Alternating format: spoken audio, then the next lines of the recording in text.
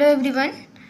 इसके पहले हम लोग सेट देख चुके हैं। जैसा कि आप लोग को पता है कि हम न्यू सब्जेक्ट स्टार्ट कर चुके हैं जिसमें सेट हो चुका है। आज हम लोग देखेंगे रिलेशन क्या होता है। रिलेशन एक कलेक्शन होता है ऑर्डर्ड पेयर का। ऑर्डर्ड पेयर का क्या मतलब है कि कोई भी रिलेशन जब भी हम डिस्क्राइब करेंगे तो वो पेयर में होगा। पेयर मतलब सपोज 1 2 3 4 ऐसे होगा। इसमें हम रिलेशन को मान लेते हैं अगर हमारे पास 2 सेट हैं। यहाँ पे ले लेते हैं 2 सेट ए एंड बी। अगर ए में कुछ एलिमेंट हैं 1 2 क्योंकि सेट है तो कर्ली ब्रैकेट में होगा। बी में कुछ एलिमेंट हैं ए बी, तो ये रिलेशन तब होंगे जब ये पेयर में होंगे। यानी कि ऐसे देख लेते हैं 1 2 एंड ए बी। अब ये रिलेशन होंगे जब इनका आपस में कनेक्शन होगा। तो हम क्या कर सकते हैं, रिलेशन इज इक्वल टू 1 से ए का कनेक्शन तो 1 ए, 1 से ए का हो गया 2 से बी का, 1 से बी है एंड 2 से ए है। तो ये एक रिलेशन है क्योंकि ये पेयर में है, तो ये रिलेशन का सेट है, इसको हम बोलते हैं रिलेशन। नेक्स्ट है types of relation. Types of relation में सबसे पहला रिलेशन है रिफ्लेक्सिव रिलेशन। रिफ्लेक्सिव रिलेशन क्या होता है, a relation is said to be reflexive if every element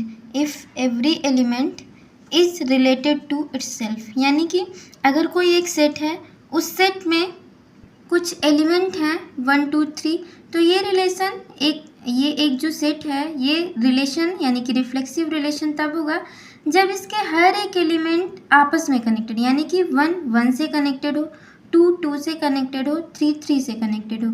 तो ये जो रिलेशन होगा ये रिफ्लेक्सिव रिलेशन होगा। ये रिलेशन में ये ज़रूरी नहीं है कि ये तीनों के अलावा कुछ और ना हो, ये तीनों होना चाहिए, इसके अलावा कुछ भी हो। यानी कि 1 2 3 इसका खुद से कलेक्शन हो, इसके अलावा कुछ भी हो सकता है, तो वो रिलेशन रिफ्लेक्सिव रिलेशन होगा। नेक्स्ट है इररिफ्लेक्सिव रिलेशन। इररिफ्लेक्सिव रिलेशन वो रिलेशन होता है जिसमें खुद से कनेक्टेड ना हो, मतलब does not related to itself, बाकी कुछ भी हो। जैसे यहाँ एग्जाम्पल है 1 2 3, तो ये एक रिलेशन होगा इररिफ्लेक्सिव जब ये 1 1 से कनेक्टेड ना हो, 2 2 से ना हो और 3 3 से ना हो, अदरवाइज वो रिफ्लेक्सिव हो जाएगा। नेक्स्ट है symmetric relation. Symmetric relation a relation R said to be symmetric if and only if x related to y and y related to x. इसका मतलब क्या है कि अगर एक पेयर में 1 रिलेटेड है 2 से, तो 2 रिलेटेड 1 से होना चाहिए, तभी ये रिलेशन सिमेट्रिक रिलेशन होगा, अदरवाइज नहीं, जैसा कि यहाँ पे गिवन है। नेक्स्ट है asymmetric relation. A relation R on set A is said to be asymmetric relation if and only if x related to y. Means x y से related to हो but y does not related to x. यानी कि अगर 1 2 से related हो तो 2 1 से related नहीं होना चाहिए, तभी ये रिलेशन असिमेट्रिक रिलेशन होगा। मतलब 1 2 से रिलेटेड है लेकिन यहाँ 2 से 1 रिलेटेड नहीं है, 2 3 से रिलेटेड है बट 3 2 से रिलेटेड नहीं है। Antisymmetric relation. A relation R on set A is said to be antisymmetric relation if and only if x related to y but y should not related to x and self loop is allowed। इसका क्या मतलब है कि अगर x related है y से, x related to y but y should not related to x and self loop means x related to x allowed है, y related to y allowed है।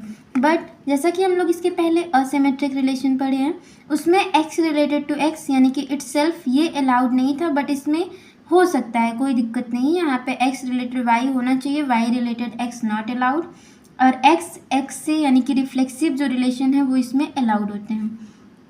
नेक्स्ट है transitive relation. A relation R on set A said to be a transitive relation if x related to y and y related to z and x also related to z। Means अगर x related y है and y related z है तो x related z होना ही चाहिए। मतलब अगर ये दोनों हैं तो ये होना ही चाहिए, तभी वो रिलेशन ट्रांजिटिव रिलेशन कहलाएगा।